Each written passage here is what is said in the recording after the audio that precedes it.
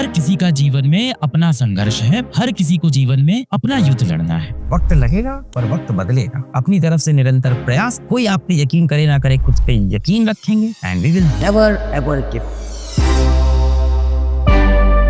सही गलत की समझ आपको है, बस ये जो दुनिया का शैतान है ये आपको भटकाने की कोशिश कर रहा है। इससे बचना है, एक ही तरीका है, जिस भी भगवान को आप मानते हो उनके पैरों में आप गिर जाओ। नहीं सर मैं भगवान में विश्वास नहीं करता, कोई बात नहीं बेटा, माता पिता पे तो विश्वास करते हो, उनके कदमों में गिर जाओ। आपका क्यों, मैंने देखा ना सबसे बड़ा दूसरा जो इशू है वो बैकलॉग का इशू है। क्यों इतना सारा बैकलॉग हो रखा है, क्या कारण है इतना बैकलॉग होने का? क्या दुनिया के कोई कोने में बैठ के एक बच्चा ये सारे लेक्चर अटेंड कर रहा होगा? बिल्कुल। क्या वो सारा रोज का होमवर्क कर रहा होगा? बिल्कुल। जिस लक्ष्य को आप पाने की कोशिश कर रहे हो उसी लक्ष्य को पाने की कोशिश बहुत से लोग कर रहे हैं और कुछ लोग सफल हो जाएंगे। क्या अंतर था उनमें और आप में कि आपने ना अपने जीवन में बहुत सारी जिम्मेदारियां उठा रखी। स्कूल के नकली दोस्तों को इंप्रेस करने की जिम्मेदारी, कोचिंग में जो लड़कियों का ग्रुप है, आपकी कोचिंग में जो लड़कियों का ग्रुप बैठता है उनको इंप्रेस करने की जिम्मेदारी कि मैं कैसा दिख रहा हूँ, कैसा लग रहा हूँ, कौन सा फोन है मेरे पास, कैसे जूते पहने हैं मैंने, किस तरह का बाल हो रखा है मेरा, स्मार्ट दिख रहा हूँ कि नहीं दिख रहा हूँ। आपने अपने हाथ में बहुत सारी चीजें उठा ली, बहुत सारी जिम्मेदारियां। 18-19 साल का बालक, 20 साल का, 22 साल का बालक, 24 साल का बालक इतनी जिम्मेदारियां कहाँ उठा पाएगा?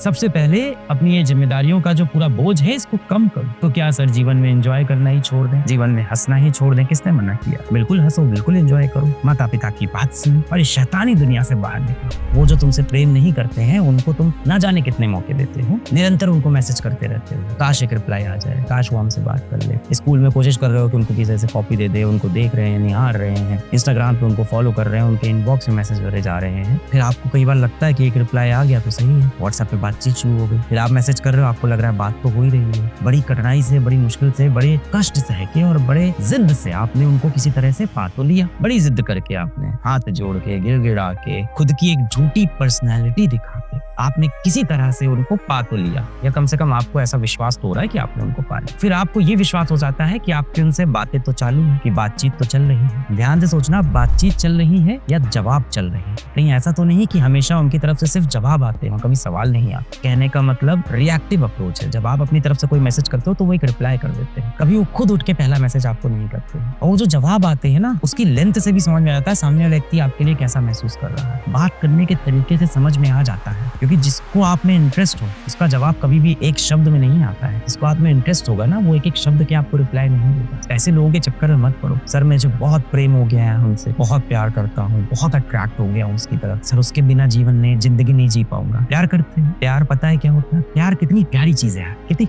पवित्र चीज है प्यार। आप सच में किसी से प्यार करते हो तो आप क्या चाहते हो? कि वो खुश रहें, तो खुश रहने दो ना उनको यार, जहाँ उनकी खुशी। क्यों लाख जतन करके, लाख कोशिश करके, अपनी एक झूठी पर्सनैलिटी दिखा के, अपना रुतबा दिखा के, कभी पिताजी के पैसे दिखा के, कभी दोस्तों के कपड़े दिखा के क्यों उन्हें अट्रैक्ट कर रहे हैं? क्योंकि जो व्यक्ति ये सब देख कर आया है उसको जैसे ही आपकी सच्चाई पता चलेगी वो व्यक्ति वापस चला जाए। तो उसे आपसे तो प्रेम हुआ नहीं था, उसे प्रेम हुआ था आपकी झूठी पर्सनैलिटी जो आपने दिखाई थी। और कितने भी दिन आप झूठ का लिबास पहन लो, एक दिन सच तो सामने आएगा। और अंत में यदि आप किसी से प्रेम करते हो तो आप तो उनकी खुशी चाहते हो ना, तो उन्हें खुश रहने दो। उनको तो आप इतने मौके देते हो, उनको आप इतने मौके देते हो कि कोई बात नहीं वो बिजी होंगे, कोई बात नहीं वो पढ़ाई कर रहे होंगे, कोई बात नहीं वो अपनी मम्मी के साथ होंगे, कोई नहीं उनसे प्यार तो करते हो। उनको इतने मौके देते हो, इतने मौके देते हो। जीवन को भी इतने ही मौके दो। Be patient, be hopeful, the sun will shine one day. The only point is the day when the sun will rise, will you be there out waiting for the sun, और have you given up before that? वक्त लगेगा पर वक्त बदलेगा। अपनी तरफ से निरंतर प्रयास, कोई आप पे यकीन करे ना करे, खुद पे यकीन रखेंगे and we will never ever give.